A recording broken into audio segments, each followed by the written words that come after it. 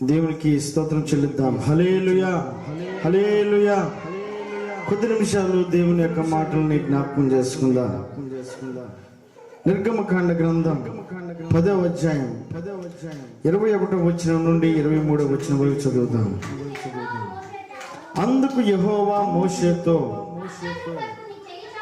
ఆకాశం వైపు నీ చెయ్యి చాపుము, ఐగుప్తు దేశం మీద చీకటి చేతికి తెలియనంత చిక్కటి చీకటి కమ్మెను అనెను. మోషే ఆకాశం వైపు తన చెయ్యి ఎత్తినప్పుడు ఐగుప్తు దేశమంతయు 3 దినములు గాఢాంధకారమాయెను. 3 దినములు ఒకరినొకడు కనుగొనలేదు, ఎవడును తానున్న చోట నుండి లేవలేకపోయెను. అయినను ఇశ్రాయేలులందరికీ వారి నివాసములలో వెలుగుండెను. దేవుని స్తోత్రం చెల్లిద్దాం. హల్లెలూయా, హల్లెలూయా. దేవుని వాక్యం సెలవిస్తా ఉంది. మోషేని ఆధారం చేసుకుని దేవుడు మాట్లాడుతూ ఉన్నాడు. పలుకుతున్నటువంటి ఈ మాటను ఒకసారి ఆలోచన చేసినప్పుడు యెహోవా మోషేతో పలుకుతున్నటువంటి మాటను, ఆకాశం వైపు నీ చెయ్యి చాపము, ఐగుప్తు దేశం మీద చీకటి చేతికి తెలియనంత చిక్కటి చీకటి కమ్ముకొనెను అనే మాట. ఐగుప్తు దేశం మీద, ఐగుప్తు అనబడేది దేవునికి వ్యతిరేకమైనది. అలాగే దేవుని కార్యములు జరగనటువంటి దుష్టుని యొక్క చేతుల్లో ఉన్నటువంటి ఆ దేశం మీదట చీకటి. ఒకసారి నువ్వు చేతి చూస్తే చేతికి తగిలేంత చిక్కటి చీకటి అక్కడ కమ్ముకుని ఉంది అని అంటా ఉన్నాడు. అయితే ఇక్కడ రాయబడిన ఈ మాటను మనం ఆలోచన చేస్తున్నప్పుడు, చీకటి అనేది మనిషినట కదలకుండా చేస్తూ ఉంటుంది. ఉదాహరణకి మన ఇంట్లోకే కరెంట్ పోయింది అనుకోండి, వెంటనే ముందు మనం పరిగెత్తుకుంటా వెళ్తామా? వెళ్ళం. ఏం చేస్తాం? ముందు ఆగిపోతాం.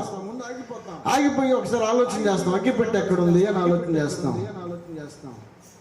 లేదా పక్కన ఎవరైనా ఉంటే అగ్గిపెట్టి ఎక్కడ ఉంది అందుకోమంటాం. లేకపోతే సెల్ ఫోన్ ఉంటే ముందు సెల్ ఫోన్ ఎక్కడ ఉందో తీసి ఆన్ చేయమని అంటాం. మొదటగా ఆ చీకటిలో ఉన్నప్పుడు మనం ఏమి చేయలేనటువంటి పరిస్థితి, ఏది కూడా కలిసి రానటువంటి పరిస్థితి. ఒక అడుగు ముందుకేస్తామా, ఏదో ఒకటి పొడుచుకుంటాం, ఏదో ఒకటి తొక్కలని తొక్కుతాం, ఏదో ఒక నష్టమే తప్ప ఆ చీకట్లో ప్రయాణం చేస్తే ఏమాత్రం కూడా లాభం అనేది ఉండదు. దేవుని స్తోత్రం చెల్లిద్దాం. హల్లెలూయా. ఇక్కడ రాయబడిన ఈ మాటలో కూడా ఆలోచన చేసినప్పుడు ఐగుప్తు అనబడేటువంటి ఆ దేశం మీద గట 3 రోజులు చిక్కటి చీకటికి అలుముకొని ఉందట, కమ్ముకొని ఉందట. మోషేతో అంటా ఉన్నాడు, మోషే ఒకసారి చెయ్యి చాపి చూడు ఐగుప్తులో ఎలా ఉందో పరిస్థితి అని అంటే, మోషే చెయ్యి చాపి చూస్తే చెయ్యికి తగిలేంత చిక్కటి చీకటి కమ్ముకొని ఉందట. ఎన్ని రోజులు? 3 రోజులు. అక్కడ ఉన్నటువంటి ప్రజలందరూ కూడా ఏ మాత్రం కూడా కదలలేని పరిస్థితి, ఆగిపోయారట. అలాగే ఏమి చేయలేనటువంటి పరిస్థితి. ఏంటి ఆలోచన చేస్తే, మోషే ఆకాశం వైపు చెయ్యి చాపి తన ఎత్తి చూసినప్పుడు ఐగుప్తు దేశం అంతయు 3 దినములు గాఢాంధకారమాయెను. ఆ 3 దినములు ఒకరినొకడు కనుగొనలేదు. ఎవరు కూడా ఒకరినొకరు చూసుకోలేని పరిస్థితి. ఎలా ఉన్నారో ఏం చేస్తున్నారో అనేది తెలుసుకోలేనటువంటి పరిస్థితి. అయితే అయినను దాని ప్రక్కన ఏమంటాడు తెలుసా? ఎవడును తానున్న చోట నుండి లేవలేకపోయాను. ఒకరినొకరు చూసుకోలేకపోతా ఉన్నాడు. రెండోది, వారు ఎక్కడున్నారో అక్కడి నుంచి లేవలేని పరిస్థితి. చీకటి అనేది ఏం చేస్తుందో తెలుసా? మనిషిని కదలకుండా చేస్తుంది. ఒకవేళ కదిలాడా దానివల్ల నష్టమే తప్ప ఏమాత్రం కూడా ప్రయోజనం లేదు. అయితే అక్కడ జరిగినటువంటి ఆ పరిణామాన్ని మనం చూస్తా ఉన్నప్పుడు, ఆ చీకటి అనబడేది అక్కడ ఉన్నటువంటి వ్యక్తులట ఏమాత్రం కూడా కదలకుండా చేస్తా ఉందట. పైకి లేవలేనటువంటి పరిస్థితి అట. రాజుల గ్రంథంలో ఒక పరిస్థితిని మనం ఆలోచన చేసినప్పుడు, చీకటి ఎంత పరిస్థితిని దిగజారుస్తుందో ఒకసారి మనం ఆలోచన చేద్దాం. మొదటి రాజులు 3వ అధ్యాయం 19-20 వచనం చదువుతాం. అయితే రాత్రి అందు ఇది పడకలో తన పిల్ల మీద పడగా అది చచ్చెను. కాబట్టి మధ్యరాత్రి ఇది లేచి నీ దాసినైన నేను నిద్రించుచుండగా వచ్చి నా ప్రక్కలో నుండి నా బిడ్డను తీసుకొని తన కౌగిటిలో పెట్టుకొని చచ్చిన తన పిల్లల్ని తన కౌగిట్లో పెట్టాను. జరిగిన పరిస్థితి ఏంటి? అయితే రాత్రి అందు ఏం జరిగిందట? రాత్రి ఏమైందట? రాత్రి ఎలా ఉంటుంది? చీకటి ఉంటుంది. చీకటిలో ఏముందో ఏమీ లేదో, ఎక్కడ ఏది ఉందో కూడా తెలియనటువంటి పరిస్థితి. ఆ పరిస్థితిలో ఇశ్రాయేలు ప్రజలు, అక్కడ ఉన్న ఐగుప్తు ప్రజలట కథలు లేకుండా అక్కడే ఉండిపోయారట. ఒకటి, కదలకుండా ఉంచుతుంది చీకటి. రెండోది, ఒకవేళ కదలడానికి ప్రయత్నం చేస్తే, ఆ వెలుగు అనేది లేకుండా ప్రయత్నం చేస్తే, ఒకటి నష్టాన్ని చవి చూడాల్సినటువంటి పరిస్థితి. మన ఇంట్లోనే కరెంటు పోయిందనుకో, మనం నడుస్తూ ఉన్నప్పుడు గడప పొడుచుకుంటాము, లేదా ఏదైనా తన్నుతాము, ఏదైనా తొక్కుతాము, లేదా పడతాము, మనకే తెలియని పరిస్థితి. అందుకేం చేస్తాం? ముందు ఆ వెలుగు దొరికేంత వరకు కూడా మొదటిగా తవుడులాడతాం. ముందే ఉన్నదో కాలుతో కూడా తవుడి నష్టం కలగకుండా ప్రయత్నం చేస్తూ ఉంటాం. అయితే ఇక్కడ ఆ తల్లట ఆ చీకటి సమయంలో, ఆ రాత్రి కాల సమయంలో తన బిడ్డను కూడా గ్రహించలేనటువంటి పరిస్థితి అట. ఏమైంది? నష్టం. బిడ్డ చనిపోయింది. అంటే చీకటి మనిషిని నేను సరైన మార్గంలో వెళ్తున్నాను అని అనుకుంటాడు, కానీ అదేం చేస్తుందో తెలుసా? దారి తప్పి నడిపిస్తూ ఉంటుంది. వెలుగులోకి వచ్చినటువంటి వ్యక్తి ఎలా ఉంటాడు? ఏది మంచో ఏది చెడో గ్రహించే అనుభవంలో ఉంటాడు. కనుక ఇక్కడ నేను అడుగు వేయాలా లేదా, లేదా ఇక్కడ నేను మాట్లాడాలా లేదా, ఇక్కడ నేను ప్రయాణం చేయాలా లేదా, ముందు కొనసాగాలా లేకపోతే ఆగిపోవాలా, ఎదురేముంది వెనకేముంది అనేది గ్రహింపు అనేది ఎవరు కలుగుతుంది? వెలుగులో చూడగలిగినటువంటి వారికి. చీకటే కనుక ఉంటే ఆ చీకట్లో ఏం చేస్తామో కూడా తెలియని పరిస్థితి. ఇప్పుడు మనందరికీ అన్ని కూడా కనబడతా ఉన్నాయి. పాస్టర్ గారు ఎవరో తెలుసు, పాస్టర్ గారు ఎక్కడున్నాడో తెలుసు, పాస్టర్ గారి దగ్గరికి వెళ్ళి ఎలా మాట్లాడాలో నడిచి రావడానికి అవకాశం ఉంటుంది. అదే ఈ చీకటి ఉందనుకోండి, పాస్టర్ గారు ఎక్కడున్నాడో తెలియదు, అటుగా రావాల్సినటువంటి మనం ఏం చేస్తాం? స్ట్రైట్ గా వచ్చి దీన్ని పొడుచుకుంటాం.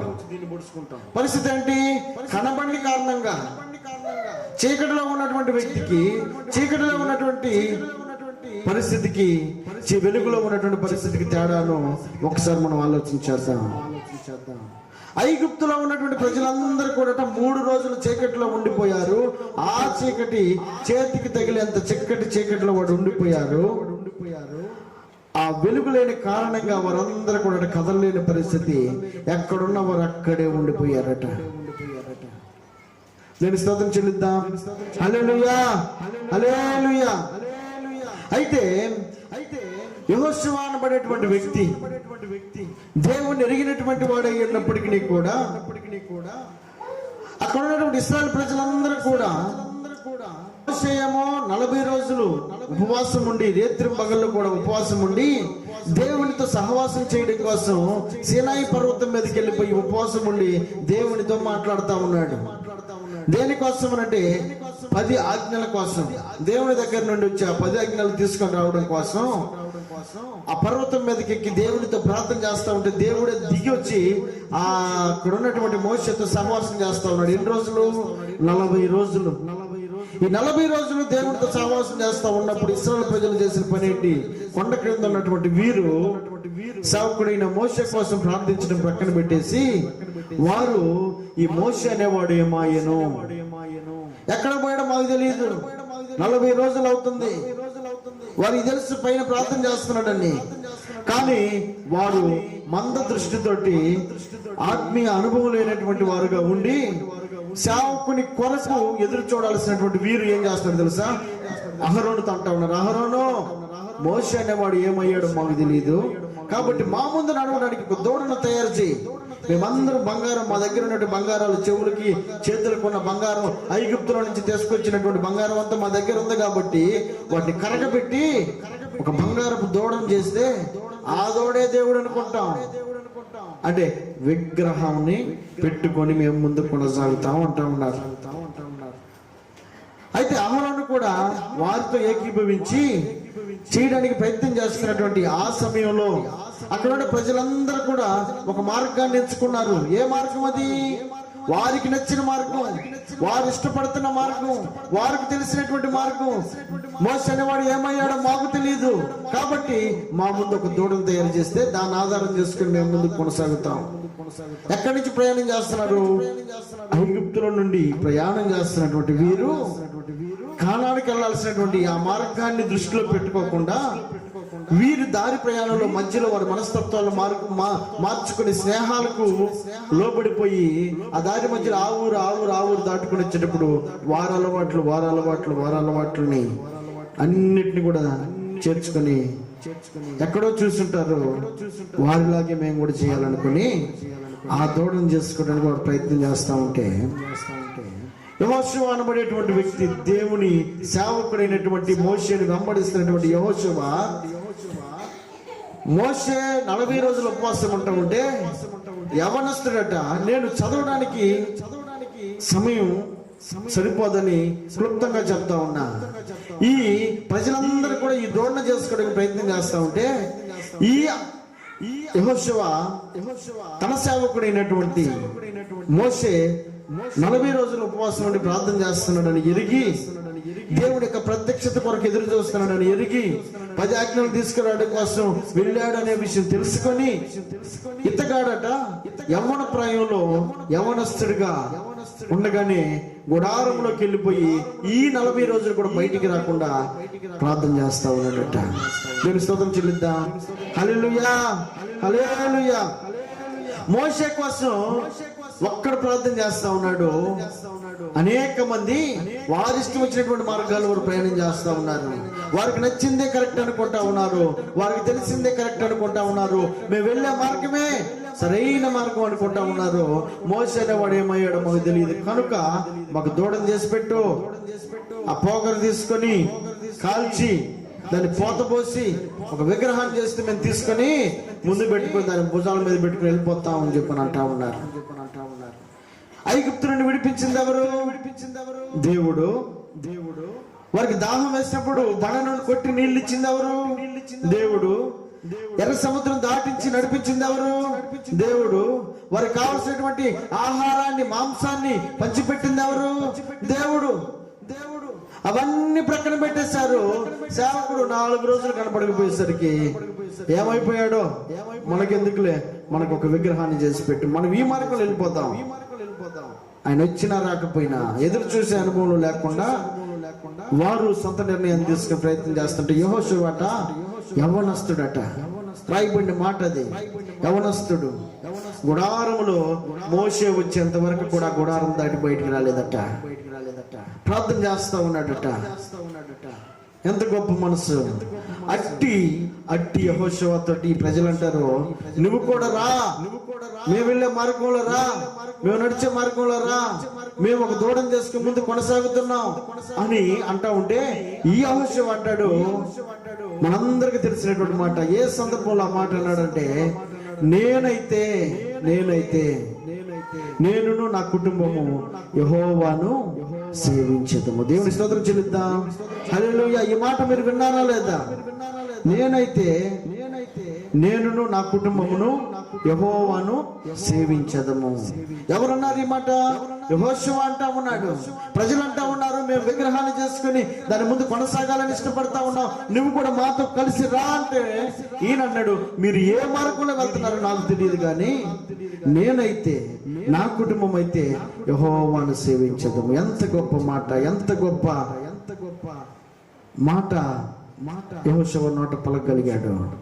ప్రజలందరూ ఒక మార్గంలో వెళ్ళిపోతా ఉన్నాడు, యెహోషువ మాత్రం ప్రత్యేకింపబడి ఉన్నాడు. ప్రజలందరూ కూడా వారి ఎదుట ఏదో ఒక బొమ్మను పెట్టుకుని మేము కొనసాగాలంటా ఉంటే యెహోషువట 24:19 24:15 యెహోషువ గ్రంథం. యెహోవాను సేవించుట మీ దృష్టికి కీడని తోచిన ఎడల మీరు ఎవరిని సేవించదురో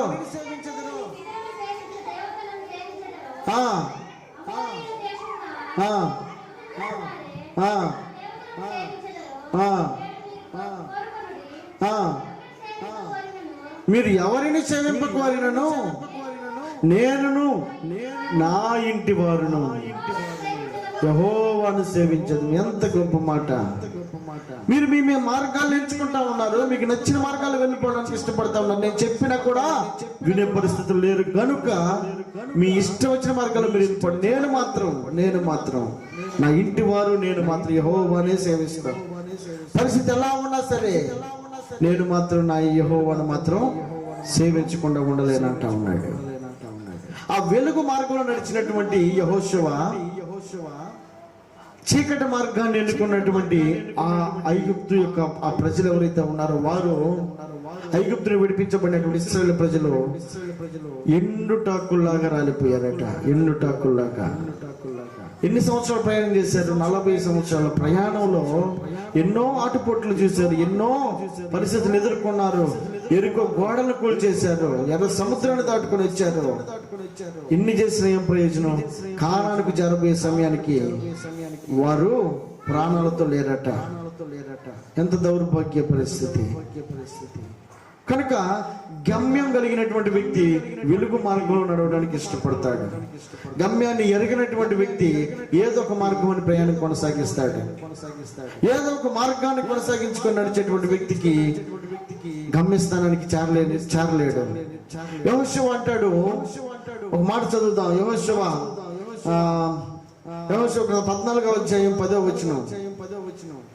చెప్పినట్లు మోషే యెహోవాకు ఆ మాట సెలవిచ్చినప్పటి నుండి ఇశ్రాయేలు అరణ్యంలో నడిచిన ఈ 45 ఏండ్లు ఆయన నన్ను సజీవునిగా కాపాడి ఉన్నాడు.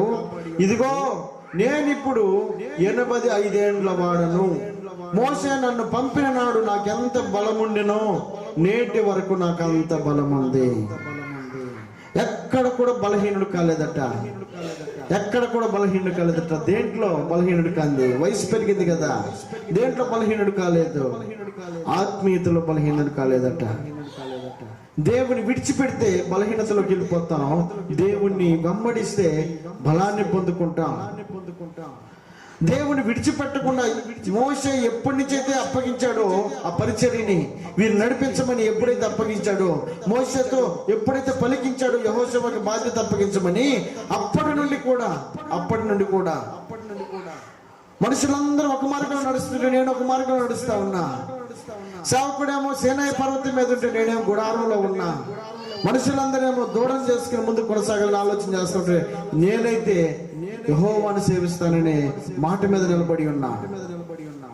ఇట్టి అనుభవం కలిగినటువంటి ఈ వ్యక్తి అట దేవుడు అప్పగింపబడినటువంటి ఈ 45 ఏండ్లు, నా వయసేమో 40 సంవత్సరాలు, దేవుడు నడిపించినటువంటి ఈ 45 సంవత్సరాలు, మొత్తం 85 సంవత్సరాల కాలంలో నేను పరీక్షించుకొని పరిశీలించుకొని చూసుకుంటే ఎక్కడ కూడా నేను బలహీనుడు కాలేదు.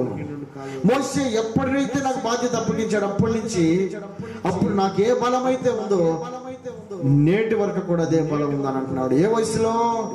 45 ఏండ్ల వయసులో ప్రయాణాన్ని కొనసాగించాడు. ఇప్పుడు 85 సంవత్సరాలు అంటా ఉన్నాడు. 40 సంవత్సరాలు ఇశ్రాయేలు ప్రజలు నడిపించాడు. అనేక మంది అనేక రకాలైన మార్గాలు ఎంచుకొని వెళ్ళిపోతా ఉన్నారు. వారి ఇష్టం వచ్చిన మార్గాలు వారు వెళ్ళిపోతా ఉన్నారు. కానీ నేనైతే, నా కుటుంబం అయితే యెహోవాను సేవిస్తాము అన్న యెహోషువ అంటున్న మాట ఏంటి? ఈ 40 సంవత్సరాలు నా ప్రయాణంలో మోషే అప్పగింపబడినప్పుడు ఎంత బలం ఉందో నేటి వరకు కూడా అదే బలాన్ని కొనసాగిస్తా ఉన్నా. ఎవరు చెప్పగలరు అంత ధైర్యమైన మాట? ఎక్కడ కూడా ఏ లోపము లేకుండా యెహోషువ జీవించగలిగాడు. ఆ బలాన్ని ఆధారం చేసుకుని అడుగులు వేయగలిగాడు. నేను స్తోత్రం చెల్లిద్దాం. హల్లెలూయా. వాక్యం సెలవిస్తా ఉంది, ఇశ్రాయేలు ప్రజలందరూ దాటిపోయి వస్తా ఉంటే ఎవరైతే దేవుణ్ణి ఆధారం చేసుకుని దేవుని మీద గురి కలిగినటువంటి వారై ఉంటారో వారి కుటుంబాల్లో వెలుగుంటుంది, వారి కుటుంబాల్లో నెమ్మది ఉంటుంది, వారి కుటుంబాల్లో సమాధానం ఉంటుంది. ఆ వెలుగు లేకపోవడం గల కారణం ఏంటి? అక్కడ దేవుడు ఉండడు, అక్కడ దేవుడు లేడు. దేవుడు లేని చోట వెలుగుంటుందా? ఉండదు. ఇశ్రాయేలు ప్రజలు ఉన్నంత కాలం ఐగుప్తులో వెలుగుంది. ఇశ్రాయేలు ప్రజలు గవిని దాటి వచ్చారట. పొలిమేరలో ఉండి ఐగుప్తు వైపు చూస్తా ఉంటే దేవుడు అంటాడు, మోషే ఒక్కసారి ఐగుప్తు వైపు చూడు అని అంటే అంత చీకటినయ్యా అంటా ఉన్నాడు. ఇప్పుడు నీ పరిస్థితి, మీ వారి పరిస్థితి ఒకసారి ఆలోచన చేయాలంటే అక్కడ రాయబడిన మాట, ఇందాక మూలవాక్యం నిర్గమకాండ గ్రంథంలో రాయబడిన మాట చివరి మాటలో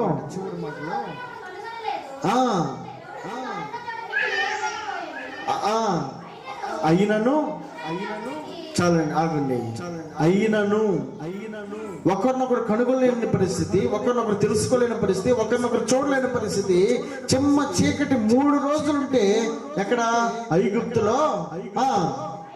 అయినను ఇశ్రాయేలీయులందరికీ వారి నివాసములన్నిటిలో వెలుగుండెను. ఎంత గొప్ప మాట! దేవుని స్తోత్రం చెల్లిద్దాం. హల్లెలూయా. ఎవరిలో వెలుగుంది? ఐగుప్తులో వెలుగుందా? ఇశ్రాయేలు ప్రజలు ఉన్న చోట వెలుగుందా? ఇశ్రాయేలు ప్రజలు ఉన్న చోట వెలుగుంది. కారణం దేవుని సన్నిధి వారితో ఉంది కనుక. అందుకే మోషే అంటాడు, మోషే అటువైపు చూడు ఎలా ఉందో, చీకటిగా ఉందని అంటా ఉన్నాడు. మరి మీ దగ్గర ఎలా ఉంది? గొప్ప వెలుగుందయ్యా.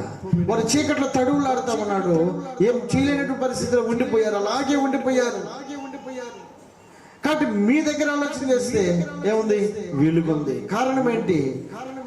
దేవుడు వారితో నడుస్తా ఉన్నాడు, దేవుడు వారితో ఉన్నాడు, దేవుడు వారితో కలిసి ప్రయాణం చేయడానికి ఇష్టపడతా ఉన్నాడు కనుక మోషేకి జ్ఞాపకం చేస్తా ఉన్నాడు. వెలుగుంటే కదలగలం, వెలుగుంటే నడవగలం, వెలుగుంటే ఆశీర్వాదకరంగా ఉండగలం. ఆ వెలుగు ఎక్కడ ఉందట? ఇశ్రాయేలు ఉన్న చోట ఉందట. ఆ ఇశ్రాయేలు ఉన్న చోట ఉండడానికి కారణం ఏంటి? పిలిచిన దేవుడు, నడిపిస్తున్న దేవుడు వారితో ఉన్నాడు గనుక ఆ ప్రాంతంలో వెలుగు ఉంది. ఆ చివరి మాట చదువుకుందాం. అయినను అక్కడ చీకటి అందరిలో ఉన్నప్పటికీ కూడా ఇశ్రాయేలు అందరికీ వారి నివాస స్థలములలో వెలుగుండెను. దీని స్తోత్రం చెల్లిద్దాం. హల్లెలూయా, హల్లెలూయా. వెలుగున్న వ్యక్తి, వెలుగులో నడిపింపబడుతున్నటువంటి వ్యక్తి, వెలుగులో కొనసాగుతున్నటువంటి వ్యక్తి చేయాల్సిన పని ఏంటో తెలుసా? ఇబ్బందో, ఇరుకో, ఆలస్యమో వచ్చిందనుకో, వెంటనే ఇశ్రాయేలు ప్రజల్లాగా వెలుగులో నడిపించినటువంటి దేవుని ప్రక్కన పెట్టేసి, వెలుగులో నడిపిస్తున్నటువంటి సేవకుని ప్రక్కన పెట్టేసి, మోషే అనేవాడు ఏమయ్యాడో మాకు తెలియదు, మా ముందు దూడం చేయి అనే స్వభావంలో ఉండకూడదు. అంటే వారికి నచ్చిన మార్గాన్ని ఎన్నుకొని వెళ్ళిపోకూడదు. వెలుగులో నడిచే వ్యక్తి యొక్క స్వభావం ఏంటి తెలుసా? సేవకుడు వచ్చేంత వరకు కూడా యెహోషువ ఎదురు చూస్తా ఉన్నట్టు గుడారంలో. అది వెలుగులో ఉన్నటువంటి వ్యక్తి యొక్క లక్షణం. ఆశీర్వాదం కొద్ది రోజులు లేట్ అయిందనుకోండి, లేదా ఏదైనా పరిస్థితి కొద్ది రోజులు లేట్ అయిందనుకోండి, వాడు మోషే రావడం లేట్ అయిందనే కదా దూడం తయారు చేసుకోవడానికి ముందడుగు వేసింది. ఆ చిన్న ఆలస్యాన్ని కూడా వారు తట్టుకోలేక వారికి ఇష్టం వచ్చే మార్గంలో వారు వెళ్ళిపోవడానికి ఇష్టపడుతూ ఉన్నారు. దానివల్ల వారికి నష్టమే తప్ప ఏమాత్రం కూడా ఆశీర్వాదం లేదు.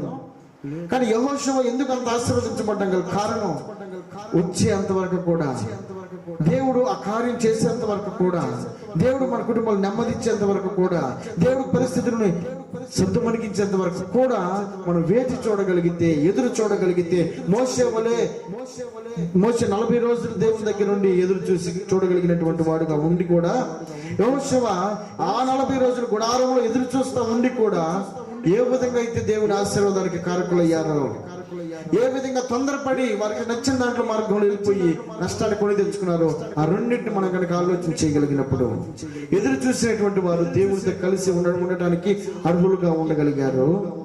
ఆశీర్వాదాన్ని పొందుకోవడానికి అర్హులుగా ఉండగలిగారు. కానానులో అడుగు పెట్టడానికి అర్హులుగా ఉండగలిగారు. మిగిలిన వారు, తొందరపడిన వారు, ఎదురు చూడలేనటువంటి వారు, ఆశ లేనటువంటి వారు, ఆలోచన లేనటువంటి వారు ఏమైపోయారు? ఎండుటాకుల్లాగా రాలిపోయారు. ఏం ఫలితం? ఐగుప్తు నుంచి విడిపించబడ్డారు. ఏం ప్రయోజనం? దేనికోసం ప్రయాణం చేస్తున్నావో అది పొందుకుంటే ప్రయోజకులం కనుక దేవుడు ఈ మధ్యాహ్న కాల సమయంలో జ్ఞాపకం చేస్తా ఉన్నాడు. వెలుగు చీకటి, చీకటిలో కదలలేని పరిస్థితి, నడవలేని పరిస్థితి కనుక దేవుని యొక్క సన్నిధి ఎక్కడ ఉంటుందో ఆ కుటుంబంలో వెలుగు ఉంటుంది. ఆ కుటుంబంలో వెలుగు ఉన్నంత మాత్రాన ఈ కార్యం ఇంకా జరగలేదే, ఇంకా అయిపోలేదే, ఇంకా అని తొందరపడి చర్య కాకుండా ఎదురు చూడగలిగితే యెహోషువ 40 దినాలు ఎదురు చూశాడు. 40 సంవత్సరాలు ఎదురు చూశాడు. ఈ 40 సంవత్సరాలు దేనికోసం? కానాను కోసం ఎదురు చూశాడు. 40 దినాలు ఏమో మోషే కోసం ఎదురు చూశాడు. కానీ అతడు అంటున్నాడు, నేను నా ఇంటిని యెహోవానే సేవిస్తాము. కనుక మనం ఎవరిని సేవించాలో ఆయన్నే సేవిద్దాం. లేట్ అయినా, తొందరపడినా అది ఆయన చేతుల్లో ఉంది. ఆ కార్యం జరిగేంత వరకు కూడా మనం ఎదురు చూడగలిగితే ఖచ్చితంగా ఆయన ఆశీర్వదించే పంపుతాడు, దీవించే పంపుతాడు. ఆ దీవెనలు మన కుటుంబాలకి నిండుగా ఉండేటట్లుగా ఆయన ఆశీర్వదిస్తాడు. కనుక ఆయన కోసం ఎదురు చూసే వారుగా ఉందాం. ఆయన వెలుగు కోసం, ఆయన వెలుగులో నడవడానికి ఇష్టపడే వారుగా ఉండటానికి మనం ప్రయత్నం చేద్దాం.